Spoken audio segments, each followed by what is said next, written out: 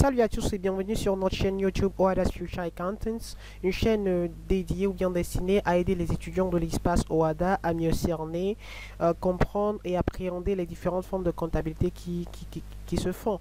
Ok, par exemple, il y a la comptabilité générale, la comptabilité des opérations courantes, les deux on les avait déjà vus, les travaux de fin d'exercice qu'on va par la suite, bien tout à l'heure découvrir, la comptabilité des sociétés, la comptabilité analytique de gestion, bref, il y en a plusieurs. Donc, pour avoir plus d'informations dessus, je vous invite à aller dans la barre de description de la vidéo et vous trouverez les différentes formes de comptabilité qui existent. Donc, c'est à peu près ça. Alors, ici, avec les travaux de fin d'exercice, comme c'est notre première session, nous allons premièrement, comme d'habitude, comme je le fais souvent, nous intéresser au but des travaux de fin d'exercice et par la suite aborder en même temps la première session sur les travaux de fin d'exercice. Donc, je ne vais pas trop parler et rabâcher. Donc, rendez-vous tout à l'heure pour en savoir plus. Alors, comme je l'avais dit dans la présentation, bien dans l'introduction, on va d'abord nous intéresser à l'objectif ou bien au but de cette nouvelle forme de comptabilité que nous allons étudier avant d'aborder notre première session ici, bien sûr, qui s'intitule l'inventaire extra-comptable. Si vous vous souvenez très bien, lorsqu'on avait parlé de la comptabilité générale, on avait bien sûr vu ses objectifs. Lorsqu'on avait parlé de la comptabilité des opérations courantes, on avait aussi vu son rôle. Et lorsqu'on prend tout simplement, on tire la comptabilité d'une entreprise ou bien lorsqu'on est comptable dans une entreprise, je vous avais déjà dit ça, que l'objectif primaire, c'est d'arriver à établir tout simplement les fameux états financiers. Donc, qui, suivant le système normal, sont le bilan, le compte de résultats, le tableau des flux de trésorerie et les notes annexes, ils sont au nombre de 36, si je ne me trompe pas. Donc, c'est à peu près ça. Maintenant, pour arriver au fait à élaborer ces différents états financiers, donc ces différents éléments, on avait vu qu'il fallait bien sûr enregistrer les écritures, donc transformer les opérations réalisées par l'entreprise sous forme d'écriture, donc ce qui nous avait poussé même à aller et établir ce qu'on appellerait la balance, donc de la balance qui nous avait permis en comptabilité générale à faire quoi? À élaborer un bilan de clôture, même un bilan d'ouverture de manière provisoire, j'avais dit provisoire. Et le terme provisoire, vous allez le comprendre tout à l'heure. Mais il faut savoir très simplement même qu'avant qu'on en arrive à l'établissement de la balance, c'est pourquoi on a dû passer en comptabilité des opérations courantes pour pouvoir apprendre ensemble à enregistrer les différentes opérations récurrentement effectuées par l'entreprise. Donc on a appris là-bas, par exemple, l'enregistrement des factures, des factures à voir, s'il y a l'escompte sur la facture. Bon, bref, beaucoup de choses. Et une fois qu'on obtient au fait la balance avant inventaire, bon, je dis la balance avant inventaire, excusez-moi pour l'instant, lorsqu'on obtient la balance provisoire, qu'on avait déjà vu en comptabilité générale, au fait, on ne pourrait pas, avec cette balance-là, établir nos fameux états financiers. Parce que tout simplement, si on les établissait, alors nos informations seront incorrectes. Donc, ne seront pas correctes. De manière très simple, c'est ça. Donc, c'est pourquoi je vous avais dit, en comptabilité générale, balance provisoire et même le bilan provisoire. Maintenant, vous comprenez le terme. Donc, ce qu'il faut comprendre à ce niveau, c'est qu'une fois l'établissement de la balance provisoire, là, maintenant qu'on appellera balance avant inventaire, c'est qu'on est à la fin de l'exercice. Il faut corriger les informations pour qu'on puisse établir les états financiers et que ces états financiers puissent contenir des informations correctes. Alors, vous me direz, bon, moi, je ne comprends pas toujours, je suis toujours dans le bleu. Je vous explique cela par un simple exemple. Supposons qu'on avait fait notre balance avant inventaire et qu'on a remarqué bien sûr le compte séquentiel qui est débiteur de 3 millions. Ça veut dire que normalement, d'après les informations qui nous sont fournies par notre comptabilité, nous devons avoir à ce moment, donc à la fin de l'exercice là, dans notre caisse, une somme équivalente à 3 millions. Maintenant, il s'est fait qu'on est parti dans la caisse, on a compté l'argent que nous avons en caisse et malheureusement, on n'a que 2 800 000. Alors, où est partie la différence? OK? Où est partie la différence? Donc, vous voyez que si, en fait, on ne vérifie pas, par exemple, cette information, on serait obligé, OK, on aurait mis dans nos états financiers, notamment même au niveau du bilan, OK, 57, caisse, tout ça, caisse 3 millions. Tandis qu'en réalité, on n'a qu'en caisse 2 millions 800.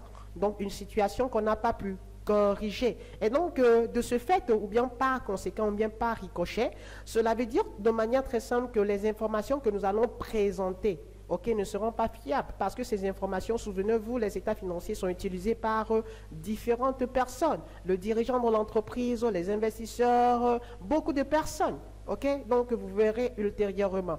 Donc c'est à peu près ça.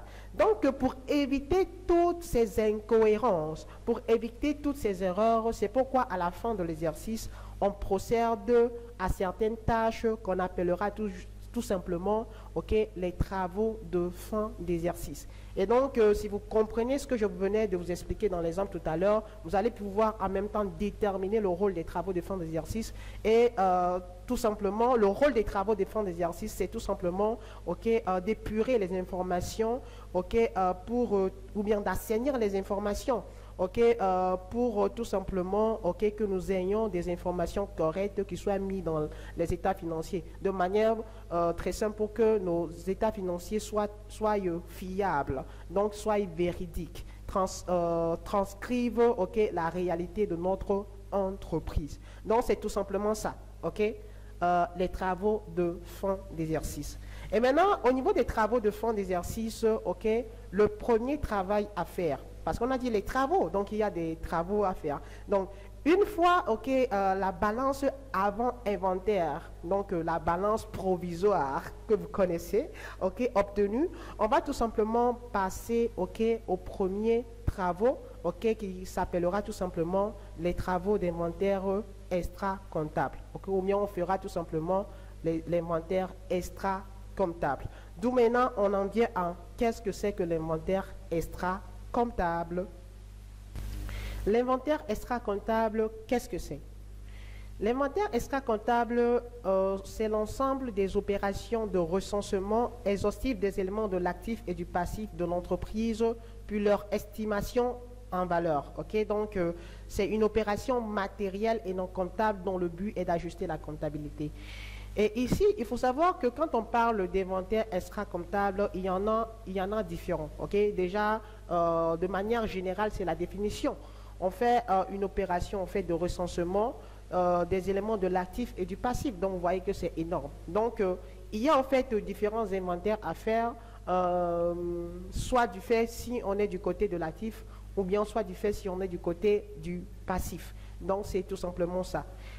Mais dans cette session, notre première session, nous allons nous concentrer uniquement que sur deux inventaires, l'inventaire des stocks et l'inventaire de la trésorerie active, bien sûr de manière partielle.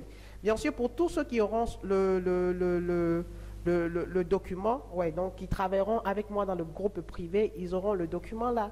Le document là, ça contient le résumé de tout ce que vous devez savoir de manière essentiellement. Et ensuite de cela, il y a des exercices corrigés, expliqués à l'intérieur. Donc, bref, c'est ça. Tous ceux qui l'auront, bien sûr, doivent travailler avec moi dans le groupe privé. Donc, pour nous rejoindre, il n'y a pas de souci. Allez dans la barre de description de la vidéo, vous verrez le lien. Et puis, entrez dans notre groupe WhatsApp et prenez contact avec moi. Ou soit, il y a bien sûr aussi toujours le numéro que vous verrez toujours en bas de ma page. Donc, je vais vous montrer le bas de ma page tout à l'heure. Et là, vous prenez ce numéro et puis vous me contactez tout directement. Donc, ça aussi, ça peut le faire. Donc, c'est tout simplement ça. Alors, revenons à nos mots et temps. Donc, je disais tout simplement que ici, nous allons tout simplement nous intéresser à deux inventaires. L'inventaire des stocks et l'inventaire de la trésorerie active. Alors, l'inventaire des stocks, qu'est-ce qu'il faut faire concrètement? À ce niveau, l'inventaire des stocks, par définition, en rapprochant la définition générale de la définition, la définition générale de celle des stocks, On dira tout simplement que l'inventaire des stocks, ok, elle nous permettra tout simplement à recenser tous les stocks et à les évaluer. Ok? Donc, il y a de manière plus concrète 12 opérations à faire à ce niveau. La première opération, c'est le dénombrement des stocks, c'est-à-dire l'établissement de la liste des stocks par groupe de marchandises, matières premières et produits, patati patata, puis l'évaluation des existants réels constatés par l'opération, ok, de dénombrement. Ok, donc une première opération qu'on aura à faire, c'est-à-dire de dénombrer, ok, les éléments qui existent, et une seconde opération, c'est de les évaluer. Les évaluer, c'est de voir tout simplement combien ils coûtent. Donc de manière très simple, un exemple, si on supposait, excusez-moi, je suis un peu enrhumé. Donc si on supposait que vous êtes un vendeur de sacs à dos, ok, à la fin, donc à la date de l'inventaire, ok, oui, date de l'inventaire, ou bien à la fin de l'exercice, si vous êtes en train de faire votre inventaire extra-comptable, ok, cette date-là, on l'appellera tout simplement la date d'inventaire. À la date d'inventaire, ok, ce qu'il faudra faire de manière très simple à ce niveau, vous allez tout simplement dire que vous allez essayer maintenant de faire quoi?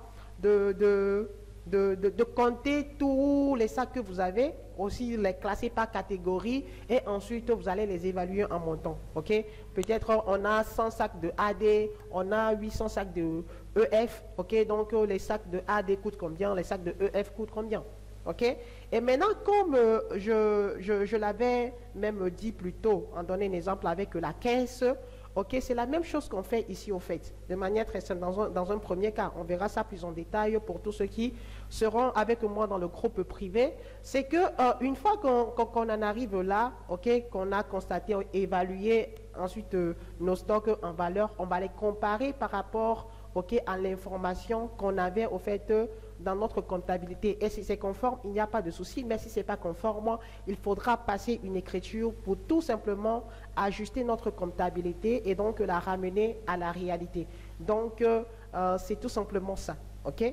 Bien sûr, je le précise bien, ça se fait dans un cas particulier. Ok?